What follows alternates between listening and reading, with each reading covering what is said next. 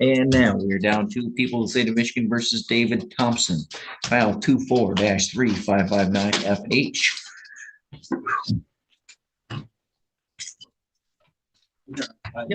David and Houghton, appearing on behalf of the AG's office. Mr. Thompson is representing himself, and I'm advisory counsel in this matter, but I can advise the court there is no other agreement. All right, so Mr. Thompson is now here, making his way to the defense table. Yes. Oh, sorry. Just call me David, you're on. All right, well, all right, so we are currently set, so you can have a seat. Just as you may have heard me say earlier, don't take any thought. I have nothing to know about the case. I'm just going to tell you that, as I do to anyone here for a final pretrial conference. Today is the last date in which to enter a plea pursuant to any pretrial agreement. Any plea from here on out must be done by entering a plea as charged. The reason I do that isn't to punish the defendant, isn't to punish anybody or encourage a case to go in any one direction. It's just to encourage you all to exhaust any negotiating that you've got to do, because everybody's got to issue subpoenas. Subpoenas have to be served by police officers or process servers. My staff has to issue jury notices. 60 different jurors have to reschedule dates and times and take off work, and employers have to do the same thing. So again, there's no punishment. It's just to make sure that we have exhausted all of our negotiating skills. So we have no resolution. The case is currently set for a trial right now. I know we have two trials set for February 18th. Excuse me, this one is set for 1 day. The other one was set for 2 days. And I was going to, on behalf of the AG's office, I think that they're planning on it, ask that perhaps we keep both of those on. The idea being that we'll be able to conduct both of those trials in that 2-day time frame.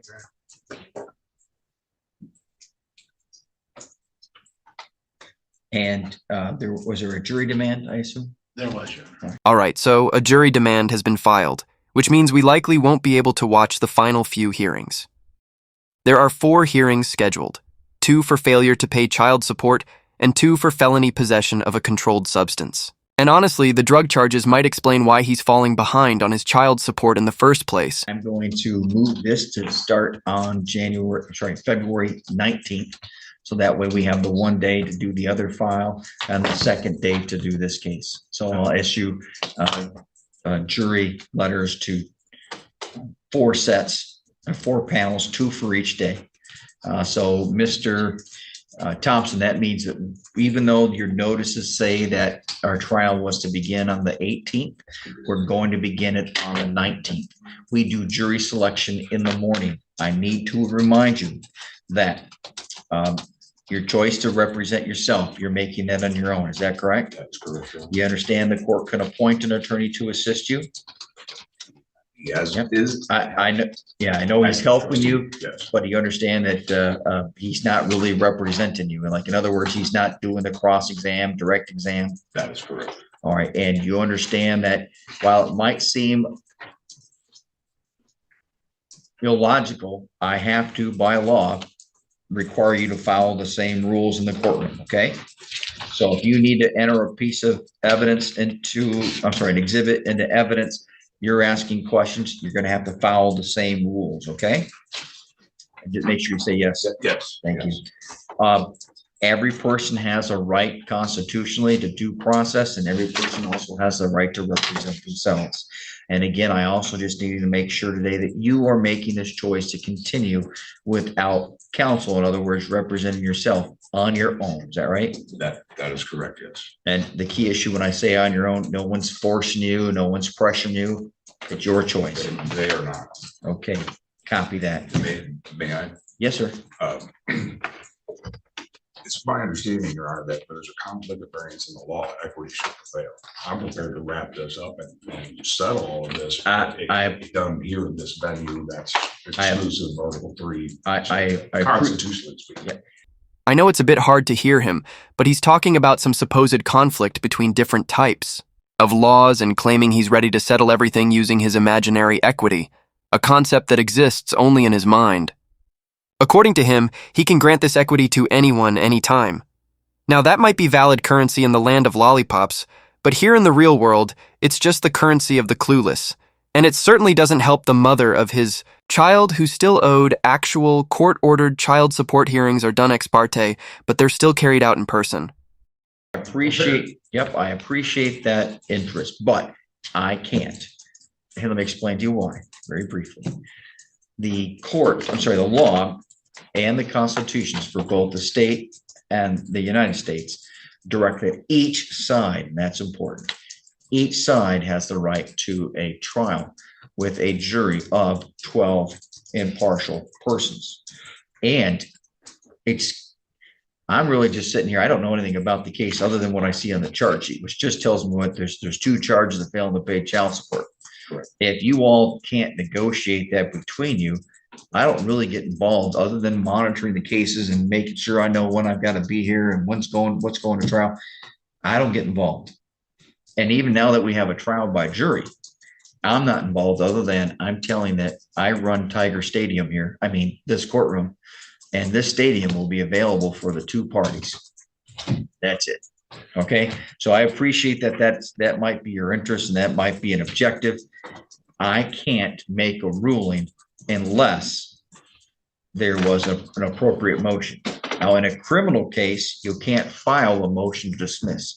I'm always surprised by how many attorneys, not these 2 gentlemen, would file a motion to dismiss in a criminal case. You can't do it.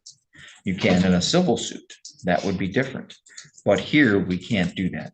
The law does not allow me to resolve this case unless you are all doing a trial without a jury. Since you're doing a trial with a jury, all I'm in charge of is monitoring Tiger Stadium. Okay. Could you please repeat yourself the last 2 sentences, because I heard something in there. I want to make sure I heard it correct. Hopefully I got it right. You can't do a motion to dismiss. Well, you can in the middle of the trial when the prosecutor rests. If the prosecutor doesn't prove each element, then you can do a motion for a directed verdict pursuant to Michigan Court Rule 6.429. Either 429 or 419. I think it's 429. You can do a motion for a directed verdict at that time. Until we get there, I can't dismiss a charge. There's some other rules, like if he violates the 180-day speedy trial clock, right, and you're sitting in trial in jail. But other than that, there aren't any ways that I can dismiss the case unless this case is before me. There's no jury and it's in a trial. So if you requested and waived your right to a trial, by the way, Mr. Denhouten would have to waive his right to a trial, and I would have to agree. Since you both have told me you want a jury trial, or at the very least, Mr. Denhouten has, I can't decide the case. Okay, that's all. That's what. That's okay. It's all right. That's what I'm here for. I do appreciate you bring up the Constitution, because the arrest regarding when I was arrested in this matter was done ex parte. I had no notice of this. I've been writing it's okay. with their client. An arrest warrant can be issued ex parte. The law allows that. There are rules that allow a district court judge or magistrate to issue an arrest warrant based upon a complaint. Under the rules, but where does it say that in the Constitution? Because I've been reading that puppy backwards, forwards, upside down, sideways. It doesn't. It just says it just says an arrest without a warrant is illegal. But the Michigan law doesn't, Michigan law tells us what we can do, or what, not we, but law enforcement can do, because they don't work for me. I don't work for them. They have issued a warrant. Right. And they did it according to the rules. Yes. Yes. And Marbury versus Madison, any law that Congress or any legislature passes, if it violates the Constitution, it's null and void on its face. I'm not here to argue. I'm just that's okay. Making you aware of what's happened. It's been a long time since I had that class, which was common law, where we had to deal with Marbury versus Madison. I'm aware of it, but as of right now, there's nothing to address.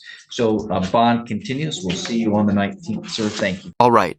That wraps up the first hearing. Now let's move on to the second one, which ended up being another pre-trial conference instead of the expected jury trial. The record date 28 on a circuit court here in Missaukee County. Our first case this morning is People versus David Thompson. This is file number 25-1379-FH. Mr. Thompson, you can come and take a seat. I don't know which attorney's handling it. So We are David Denhouten on behalf of the people. court recognizes the defendant, Mr. David Glenn Thompson, who is now at the defense table, and he is currently representing himself in this file. Mr. Thompson, as you might recall, I just need to go over a few things. The law requires me every time. Do you understand that you have the right to hire your own attorney? That is correct. And you understand that you have the right to have the court appoint an attorney to assist you if you cannot otherwise afford it? That is correct. And you'll also have the right to self-represent pursuant to the Constitution. You understand? That is correct. And you are electing to represent yourself. Is that correct, sir? I am, Your Honor. Yes. And I think you've represented yourself in this file the entire time. Yes. And through district court. Okay. All right. So we're here today for two things. The first is we're here today for a pretrial conference. The pretrial hearing today is just to find out where the case is going. The case probably, yes, just recently bound over to the circuit court after going through the preliminary exam phase in the district court. And I see that the felony information was filed on February 6th. And the court then subsequently issued, assume I did. Yes, a scheduling order. Or about, actually, that was done on February 5th. Even though it looks like the information was dated February 5th, but filed on the 6th. We're here again today for a pretrial conference hearing. Mr. Thompson, the only thing we do at a pretrial conference hearing is just to find out where the case is going. If there is a resolution of any kind, you guys can tell me. If not, then I'm going to ask if there are some other, I'm going to ask a couple other questions. The first thing here is see that the defendant is pending charges, and I didn't say what they were. Looks like there are 2 counts for a possession of a controlled substance. All right. Mr. Thompson, is there any resolution between this case, I'm sorry, in this case, as far as you know? Your Honor, I believe there is. Okay, well, hold on. I just got to ask the other party first. Because a resolution means an agreement. Mr. Denhouten, are you aware of any pretrial agreement? I'm aware of that.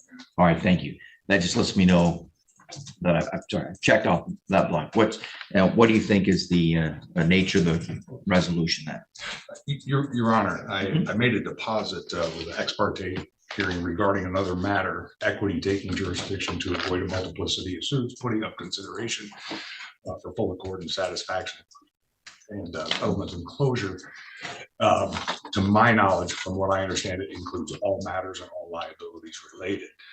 Now, I did realize that I should have directed the clerk to deposit that in accordance with the Judicature Act revised in 1961, Act 236, under section 600.576.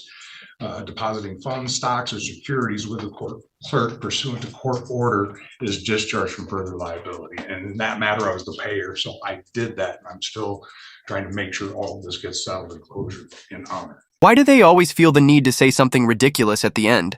I mean, when I go to the grocery store, I don't pay the cashier and then say, "Our debt is now square in honor." That kind of talk makes you sound just as out there as when you claimed that filing a few certificates with the court somehow makes all your felonies vanish. If there's any outcome in this case, I'll be sure to keep you updated. If you enjoyed the video, hit the like button. If not, feel free to hit dislike. Drop a comment below, and don't forget to subscribe with notifications on so you never miss a post. I'm Justice Executed, and I'm out. See you in the next one.